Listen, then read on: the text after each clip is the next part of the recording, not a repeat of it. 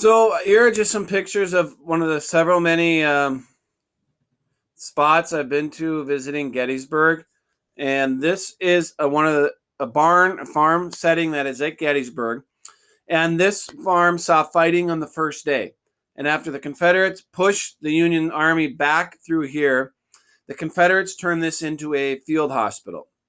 And the bottom part here would be where they would perform surgeries and things like that.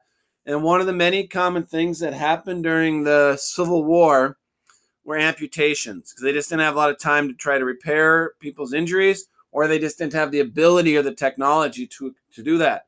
Because if a bullet or musket ball hits a bone, it shatters it. They didn't have the ability to repair shattered bones. So it'd be very common to find piles of amputated limbs outside buildings like this. Then the next picture, one of the highest ranking generals to be killed at the Battle of Gettysburg was General Reynolds. He was a Yankee general. He was in charge of one of the corps of the Army of the Potomac, the Northern Army. So remember from earlier video, the army is broken into smaller pieces called corps. So he was killed by a sniper who was shot in the back of his head. This is just a statue of, this is General John Buford. He was the Union cavalry general that fought the rebel army on the first day of the battle at Gettysburg. And he's just pointing to say, here come the Confederate soldiers. Here is just a railroad cut. At the time of the battle, this railroad cut was not finished. The tracks wouldn't have been there. And what ended up happening is about 200 Confederate soldiers went down into this railroad cut, and they were trapped. And Yankee soldiers just came over and leaned down with their muskets and said, surrender. So the 200 realized we have to surrender because they had no chance. They could not get out of the railroad cut. I just took this picture because I think it's a really cool monument at Gettysburg. There are monuments all over the battlefield, and they have to be paid for by the state. So this goes to cavalry. I'm not sure which state would have paid for this, but individual states pay to have monuments put up there. This just shows cannons. They have cannons all over the place at Gettysburg. Some are actually from the battle. Others are replicas. And this is pointing, would be a Confederate cannon pointing towards where the Yankee army would have been over here, the Union Army. This had nothing to do with the battle. This is just, there normally is a flame coming out of the top. It's an eternal peace monument. And they have it there hoping there will be peace around the world. Here is more cannons. My dad shooting my mom. I'm not really shooting my mom, but it's just one tradition we did when I would travel with them when we were younger. And there's me doing something you're not supposed to be doing, sitting on top of a cannon. And this picture is trying to load. And this is these plaques all over the place. And, I clicked the wrong. Let's get it back here. Sorry. These plaques tell us what happened here. So on this particular plaque, see here it says Army of the Potomac. So we're talking about the Union Army. 12th Corps, because the Union Army was split into corps, same with the Confederate armies. And that says Battery K of 5th Artillery. So this was an artillery group. They would have been shooting cannons and things like that. And it says exactly what they did. July 1, July 2, and July 3. So it tells us what they did each day of the battle. They have a couple different towers up here. This one's on top of Culp's Hill, which was the right flank of the Union Army. This would not have been there at the time of the battle. They have them now so you can climb up there and see them. In the other video that I had on Gettysburg, it had a guy talking up in one of the towers. This is the tower that he was talking in. And things are moving really slow, so I apologize. This next picture, when it does pop up, looks just, here it is, looks just like rocks. What this is the soldiers at the time, the Union soldiers were on defense. They weren't, the rebels were doing the attacking. So the Union Army would make walls or fortifications to hide behind. And here it looks like rocks, but this is actually rocks that were built into a wall by Union soldiers. We call these breastworks. So what you're looking at here is historic breastworks that the Union soldiers would hide behind as the rebels were attacking up the hill. And this next picture is just a view from what we call Little Round Top. Now, Little Round Top is now on the left end of the Union flank. And remember the fish hook from the other video. And the Confederates would have been hiding back in this wooded area here, which is called Seminary Ridge. And they would attack Little Round Top on the second day of battle. And it's unfortunate we're not at school because I normally show you the movie Gettysburg that really shows what happened on the left flank on Little Round Top here. And the next picture, we seem to be having, my internet's really slow for some reason today, so I apologize for why these are taking so long to put up. So what I'm going to do, here we go. Here is more on Little Round Top. So imagine trying to attack up this like the Confederates were doing. So what the Confederates did is they decided to go around the backside of Little Round Top. And that's where a regiment called the 20th Maine saved the day. I'm not going to go into a whole lot explaining what the 20th Maine would have done, but that would have been in the movie Gettysburg. This is just a couple family friends of mine that we're with, and it's really hot. And I'm just showing this to show you. They were trying to find shade. Imagine fighting a war or a battle in July in Pennsylvania, hot, humid, and you're wearing wool uniforms. So horrible conditions for these soldiers.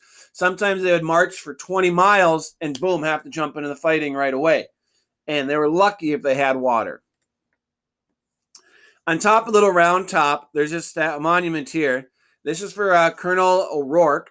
He realized there was at first no Union soldiers were on top of Little Round Top. And he had to get soldiers there. And so he grabbed anybody he could to keep the Confederates from getting it. And you can notice his nose is shiny because he's Irish, and it's meant to be lucky if you rub his nose. That's why it's shiny. Everybody does that. I don't know how lucky it is because he was shot and killed at the Battle of Gettysburg on the second day. And that picture doesn't want to work, so we'll go on to the next one. Definitely having some internet connection, so we're going to pause it maybe to try to see what is going on. So what we have here, oh, now they disappeared again. Let's see, I'll pull them up. Here it is. This just shows you what, at the time of the battle, this picture was taken either a day after, a couple days after the war. If you look here, it says historic breastworks. Remember, breastworks was the fortification of the wall they would hide behind. This is on top of Little Round Top. You can see that this is where the Union Army would have made its defense to the top of the hill. So the Union soldiers would have been hiding on this side. The Confederates would have been attacking from there. And this next picture shows what they look like today. So these are historic breastworks on top of Little Round Top. The rebels were attacking from over here. The Yankee soldiers would have been behind over here. And Little Round Top, if the Yankees would have lost control of this hill, they probably would have lost the battle. And that just shows you how important little pieces of a battle can be compared to the whole thing. And my internet's being really slow, so I'm just going to pause this video right now. 1 minute is cooperating a little bit more. All right, let's give it a go, and hopefully the recording goes a little bit better. Here is a place called Devil's Den. And at first, beginning of fighting on the second day at Gettysburg, the Yankees, or the Union Army, which was called the Army of the Potomac, had control of this rocky area here, until the Confederates pushed them back through Devil's Den. And behind us, if we're looking forward here, behind us would have been Little Round Top. And the rebels pushed the Yankees through Devil's Den back up onto Little Round Top. So Devil's Den saw a lot of fighting. A lot of people lost their lives in this area. And remember in the other video, I mentioned how there was, on the second day of battle, an opening had formed in the Union line because the Union general moved his group forward, leaving a hole that the Confederates were starting to come through. While the 1st Minnesota rushed in there to save the day, to hold back the Confederates until more Union soldiers could get there. Well, this is where that happened. So this is a monument put up by the state of Minnesota in honor of those brave soldiers that gave their lives to slow down the Confederate Army.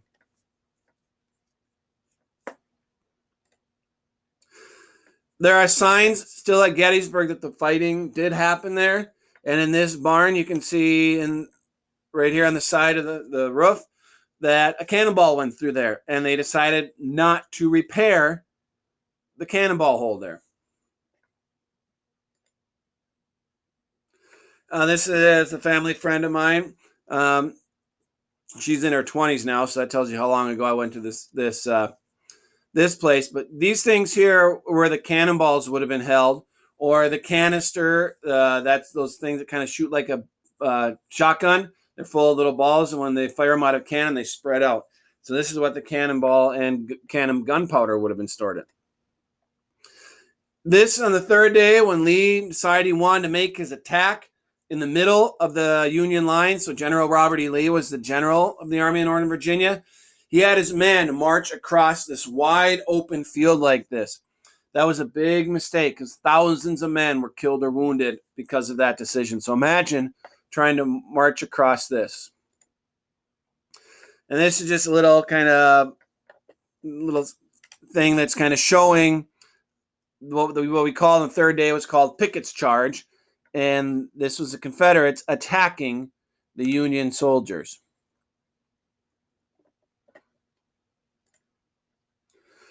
This is a flag from the Confederate States of America. And each army, each regiment would have a flag. And each regiment would carry their country's flag. And the person that carried the flag was called the color bearer. So flags during the week would call them colors. So you'd carry the colors. It was an honor to be chosen to carry the colors. So you were called the color bearer. So you carried the flag. Just some old examples of things that have been found on the battlefields. In most battlefields in the United States, it's illegal to go treasure hunting. So these were found either by the Park Service or accidentally found by people and donated to the museum here. Just some other examples of bayonets, little rusty bayonets and some musket balls. Just what a tent would have looked like. Depending if you're on the north, you probably had better sleeping conditions than those in the south because the north was better able to supply their armies. This cannonball fired so many times, it got so hot that it just burst. So you can see how it burst just like that. In the town of Gettysburg, if a building was standing at the time of the battle, it'll have this plaque on it. So I don't remember what this building in particular was, but this building would have been there at the time of the battle. This building had a cannonball fired into it, and there you can still see the cannonball in the wall of the building. So I think it's really cool that they've left it there.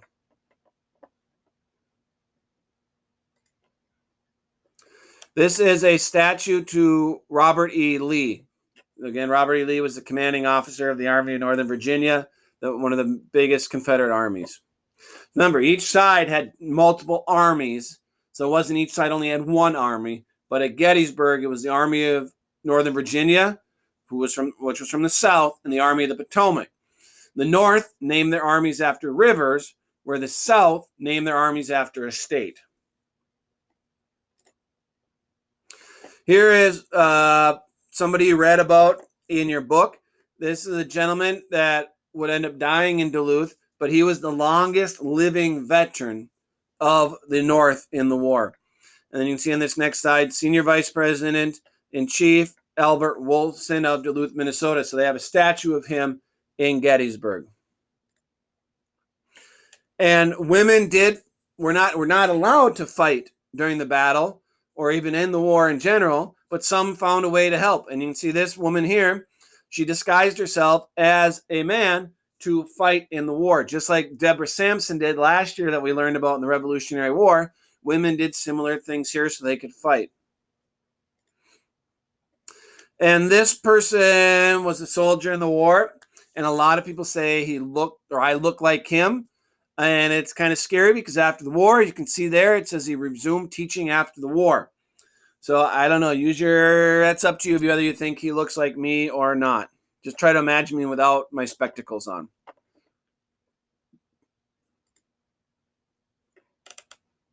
And here this talks about the number of people that were there. So you can see the Union on the left here had nearly 97,000 troops. Just over 3,000 were killed. Over 14,000 were wounded. 5,000 of them were killed or wounded. So we don't know really, or not killed or wounded, sorry, were missing or captured. The Confederates had 70,000 troops. Just 4,500 were killed. 12,000 were wounded. And about the same 5,000 were missing or captured. Total, there was almost 167,000 troops at Gettysburg. 7,600 were killed. 26,000 were wounded. Over 10,000 were missing or captured. And Gettysburg is a really, really small town. You can see around there, Gettysburg had about 2,400 people in it. Now, all of a sudden, there's over 166,000 there. In November, as you saw in one of the other video, Lincoln came there to deliver a speech when they wanted to dedicate a cemetery there for the Union soldiers that had died there. And he gave the speech. It's a very famous speech. It starts with 7 years ago, our fathers came forth on this continent to build a new nation. It only lasted a little over 2 minutes. The main speaker there was a senator that talked for over 2 hours. Nobody really remembers what he said or who he was, but they remember how important Lincoln's speech was. And that's my mom kind of standing by Lincoln's statue there that shows where he gave what is called the Gettysburg Address. And here is the cemetery that he was there to dedicate or to honor. And that's where I'm going to leave off here today. So again, the war, and if South won this war, won this battle, who knows what would have happened in the end? Would the South have won? We don't know. Thanks for listening. Take care. Bye.